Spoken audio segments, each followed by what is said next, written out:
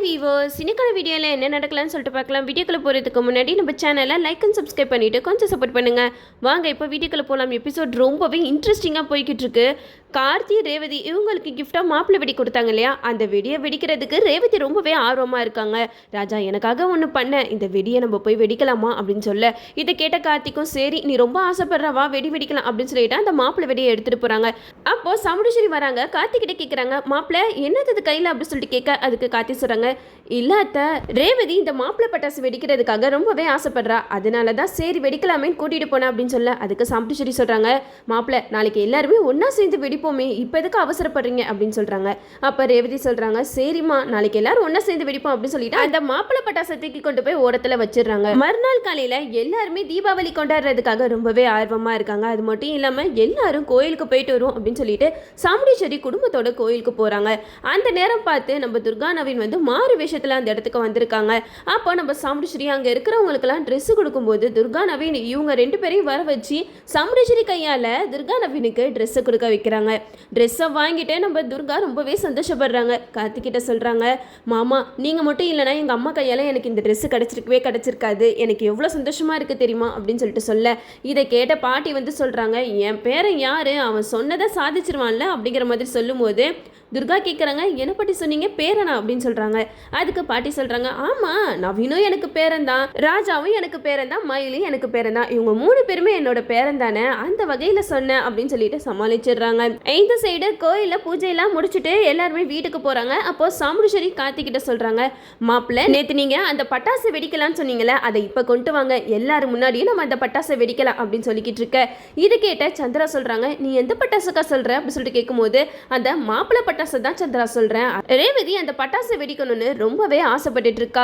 நேற்று கூட அவங்க அந்த பட்டாசை வெடிக்க தான் போனாங்க, நான் தான் நாளைக்கு எல்லாருமே சேர்ந்து வெடிப்போம் அப்படின்னு சொன்னேன், அதனால தான் இப்போ எல்லாரும் இருக்கும்போது அந்த பட்டாசை வெடிச்சா நல்லா இருக்கும்ல, அதுக்காக தான் இப்போ எடுத்துகிட்டு வர சொல்கிறேன் மாப்பிள்ளை, நீங்கள் போயிட்டு அந்த பட்டாசை எடுத்துகிட்டு வாங்க அப்படின்னு சொல்ல, இதை கேட்ட ரேவதி சொல்கிறாங்க, ஆமாம்மா அந்த பட்டாசில் கலர் கலராக ஏதோ ஒரு சர்ப்ரைஸ் வரும்னு வேற சொல்லியிருக்காங்க, எனக்கு ரொம்பவே ஆசையாக இருக்குது அதை பார்க்கணுன்னு அப்படின்ட்டு நம்ம ரேவதி சொல்கிறாங்க.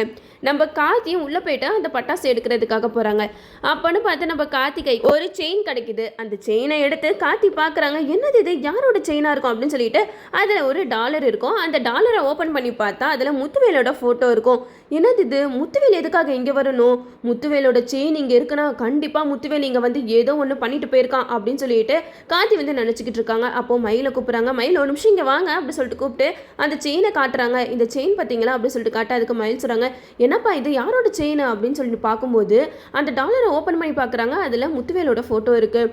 என்னப்பா இது முத்துவேலோட செயின் இங்கே இருக்குன்னா அப்போ இவங்கெல்லாம் ஏதோ ஒரு பிளான் பண்ணியிருக்காங்கன்னு அர்த்தம். நீ கூட பற்றியா சின்னத்தை என்னைக்கும் இல்லாமல் இன்னைக்கு கொஞ்சம் வித்தியாசமாக இருக்கிறத பார்க்கும்போதே எனக்கு ஒரு சந்தேகம் வந்துச்சுப்பா, ஏதோ ஒரு வேலை பண்ணிட்டு போயிருக்கீங்கன்னு சொல்லிட்டு அப்படின்னு சொல்லிட்டு நம்ம கார்த்தி கிட்ட சொல்கிறாங்க. நம்ம கார்த்தி மயில் கிட்ட சொல்கிறாங்க, நீங்கள் நேற்று இந்த பட்டாசெல்லாம் வாங்கிட்டு வந்தீங்கல்ல, ஒரு தடவை இந்த பட்டாசை பாருங்கள், ஏதாவது ஒரு வித்தியாசம் தெரியுதானே அப்படின்னு சொல்ல, இதை கேட்ட மயிலும் அந்த பட்டாசெல்லாம் பார்க்குறாங்க. அப்போலாம் மாப்பிள்ளை வெடி மட்டும் மாறி இருக்கிறத பார்க்குறாங்க.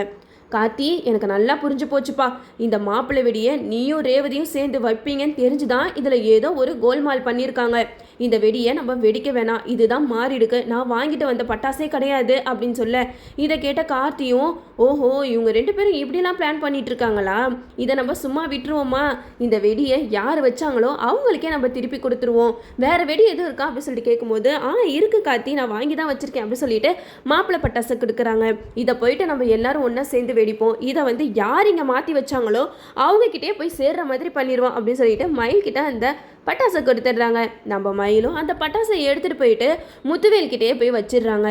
இந்த பக்கம் நம்ம ரேவதி வந்து கார்த்தி என்ன இன்னும் காணும் அப்படின்னு சொல்லிட்டு தேடிட்டு இருக்கும்போது மயில் கார்த்தி ரெண்டு பேருமே மாப்பிள்ளை பட்டாசை எடுத்துகிட்டு வராங்க. அப்போ ரேவதி கார்த்தி கிட்ட கேட்குறாங்க, என்னது இது இந்த பட்டாசை எடுக்கிறதுக்கா இவ்வளோ நேரம் அப்படின்னு சொல்லிட்டு கேட்கும்போது அப்போ மயில் சொல்கிறாங்க, இல்லை ரேவதி அங்கே எல்லாத்தையுமே நாங்கள் அரேஞ்ச் பண்ணிட்டு இருந்தோம், அதான் கொஞ்சம் லேட் ஆகிடுச்சு அப்படின்னு சொல்லி சமாளிச்சிடுறாங்க. அப்போது இந்த பட்டாசை வெடிக்க போகிறத நினச்சி நம்ம சந்திரா வந்து ரொம்பவே பயப்படுறாங்க.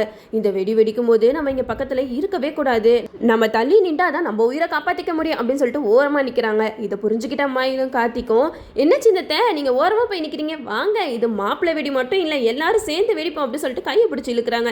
அப்போ சந்திரா வந்து மனசில் நினைக்கிறாங்க, என்னடா இவன் நிலமை புரியாமல் பேசிக்கிட்டு இருக்கானே அப்படின்னு சொல்லிட்டு சந்திரா மயில் கிட்ட சொல்கிறாங்க, வேணாம் நீங்கள் மட்டும் போய் வெடிங்க, எனக்கு இதெல்லாம் அலர்ஜி அப்படின்னு சொல்லிட்டு ஓரமாக நிற்கிறாங்க. அப்போது மயில் வந்து வேறு வழி இல்லாமல் கையை பிடிச்சி இழுத்துட்டு வந்து நீங்கள் நிப்பாட்டுறாங்க.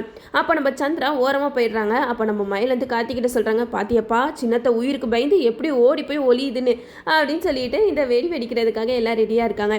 அப்போது நம்ம சந்திரா அந்த மனசில் நினைக்கிறாங்க, இந்த ஒரு தருணத்தை பார்க்குறதுக்காக தானே நான் இத்தனை நாளாக வெயிட் பண்ணிக்கிட்டு இருந்தேன். கார்த்தி சீக்கிரமாக அந்த பட்டாசை வெடிச்சிருப்பா, சீக்கிரம் நீ மேலே போனால் தான் அடுத்து நான் எங்கள் அக்கா குடும்பத்தை பழி வாங்க முடியும் அப்படின்னு சொல்லிட்டு சந்திரா ஒரு பக்கம் நினச்சிக்கிட்டு இருக்கேன். இந்த சைடை நம்ம கார்த்தி வந்து சிரிச்சுக்கிட்டே ரேவதியை கூப்பிட்றாங்க. ரேவதி நீ வா, நீ தானே ரொம்ப ஆசைப்பட்ட இந்த பட்டாசை வெடிக்கணும்னு சொல்லிட்டு வா, நீ நான் சேர்ந்தே வைப்போம் அப்படின்னு சொல்லிட்டு கார்த்தி வந்து ரேவதி கையை பிடிச்சி இழுத்து அந்த பட்டாசை வைக்க போகிறாங்க. அப்போ அந்த பட்டாசு வெடிக்கும் போது நம்ம சந்திரா வந்து கண்ணை மூட்டிட்டு காதையும் பொத்திக்கிட்டு ஓரமாக போயிடுறாங்க. அந்த நேரம் பார்த்து நம்ம கார்த்தி ரேவதி அந்த பட்டாசை வெடிச்சிடுறாங்க. அந்த பட்டாசுல வந்து அழகாக கலராக மேலே வந்து ஐ லவ் யூ அப்படின்னு சொல்லிட்டு வருது. இதை பார்த்ததுமே ரேவதி ரொம்பவே சந்தோஷப்படுறாங்க. நான் இப்படி ஒரு சர்ப்ரைஸ் இருக்குன்னு சொல்லிட்டு எதிர்பார்க்கவே இல்லை அப்படின்னு சொல்லிட்டு ரொம்ப ஹாப்பியாக இருக்காங்க. இதை பார்த்துட்டு சந்திரகலாவுக்கு ஒரு நிமிஷம் நம்பவே முடியல. ஏன்னா இவ்வளோ நேரம் கண்ணை மூடிட்டு இருந்த சந்திரா வந்து நினச்சிட்டு இருந்தாங்க, கார்த்தி ரேவதி இந்நேரம் அந்த பட்டாசை வெடித்து அங்கே போய் சேர்ந்துருப்பாங்க அப்படின்ட்டு யோசிச்சுட்டு இருக்கும்போது அவங்க நைஸாக கண்ணை திறந்து பார்க்குறாங்க. ரேவதியும் கார்த்தியும் ரொம்பவே சந்தோஷமாக அந்த பட்டாசை பார்த்து என்ஜாய் பண்ணிக்கிட்டு இருக்காங்க. இதை பார்த்ததுமே சந்திராவுக்கு கொஞ்சம் கூட நம்பவே முடியல. என்னது இது எப்படி மாறி இருக்கும், அங்கே வெடி தானே வச்சாங்க, இது எப்படி பட்டாசா மாறிச்சு, ஒன்றும் புரியலையே அப்படின்னு சொல்லிட்டு பயங்கர டென்ஷனில் இருக்காங்க. ஓடி போயிட்டு சிவனாண்டிக்கு கால் பண்ணுவோன்ட்டு போகிறாங்க. சிவனாண்டிக்கு கால் பண்ணிக்கிட்டே இருக்காங்க. ஆனால் அந்த நேரம் பார்த்து சிவனாண்டி முத்துவேல் காளியம்மா 3 பேருமே தீபாவளி கொண்டாடிட்டு இருக்காங்க. அப்போது நம்ம முத்துவேல் தான் அந்த மாப்பிள்ளை பட்டாசை வெடிக்கிறதுக்காக வெயிட் பண்ணிகிட்டு இருக்காங்க. நம்ம முத்துவேல் அந்த பட்டாசை வைக்கவுமே டாப்புன்னு வெடிச்சிருது. நம்ம முத்துவேலை அந்த இடத்துல காயப்பட்டு கீழே விழுந்து கிடக்குறாங்க. அப்போ என்னடா இது டம்மான சவுண்டு கேட்டுச்சு அப்படின்னு சொல்லிட்டு ஓடி போய் பார்த்தா முத்துவேல் அங்கே சரிஞ்சு போய் கிடக்கிறாரு. இந்த சைடு நம்ம சந்திரா வந்து சிவனாண்டிக்கு கால் பண்ணுறாங்க.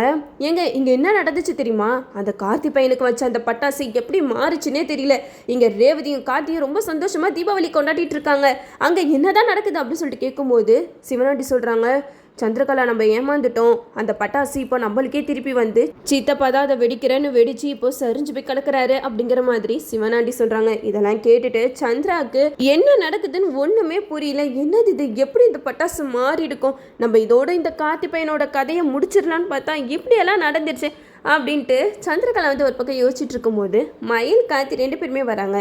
என்ன சின்னத்தை உங்கள் பிளானு ஊற்றிக்கிச்சா அப்படிங்கிற மாதிரி கேட்க, இதை கேட்ட சந்திராவுக்கு சாமக்கமும் வருது. அங்கேருந்து கிளம்பி போயிடுறாங்க. அப்போ மயில் வந்து கார்த்திகிட்ட சொல்கிறாங்க, நல்ல வேலைப்பா அந்த செயின் அந்த முத்துவேல் விட்டுட்டு போனான், அப்படி இல்லைனா நம்ம அந்த பட்டாசை மாற்றி வச்சுருக்கவும் முடியாது, கடைசியில் என்னென்ன நடந்திருக்குன்னு யோசிச்சு கூட பார்க்க முடியல. இதுலேருந்து என்ன தெரியுது, நம்ம ஒருத்தவங்களுக்கு கெடுதல் செய்யணும்னு நினச்சோன்னா அது கண்டிப்பாக அவங்களுக்கே போய் தான் சேரும், இது நம்ம சந்திரகலாவுக்கு ஒரு பாடமாக தான் இருக்கும் அப்படின்னு சொல்லிட்டு மயில் சொல்கிறாங்க. அதுக்கு கார்த்தி சொல்கிறாங்க, நீங்கள் வேற இதுங்கெல்லாம் திருந்துற ஜென்மமே கிடையாது, அடுத்து நம்மளை எப்படி கவுக்கலாம் அப்படின்ட்டு தான் அதுங்கெல்லாம் பிளான் போடுங்க, வாங்க நம்ம வேலையை நம்ம பார்ப்போம் அப்படின்னு சொல்லிட்டு கார்த்தி மயிலும் போயிடுறாங்க. இந்த சைடு நம்ம சந்திரா அலர் அடிச்சுட்டு காளியம்மா வீட்டுக்கு போகிறாங்க. இதெல்லாம் பார்க்கறதுக்கே சூப்பராக இருந்துச்சு சொல்லலாம். இனி வரக்கூடிய எபிசோடில் என்னெல்லாம் நடக்குது நம்மளும் வெயிட் பண்ணி பார்ப்போம். ஓகே வீவர்ஸ், இந்த வீடியோ உங்களுக்கு பிடிச்சிருந்தா லைக் பண்ணுங்கள், மறக்காம நம்ம சேனலை சப்ஸ்கிரைப் பண்ணிடுங்க.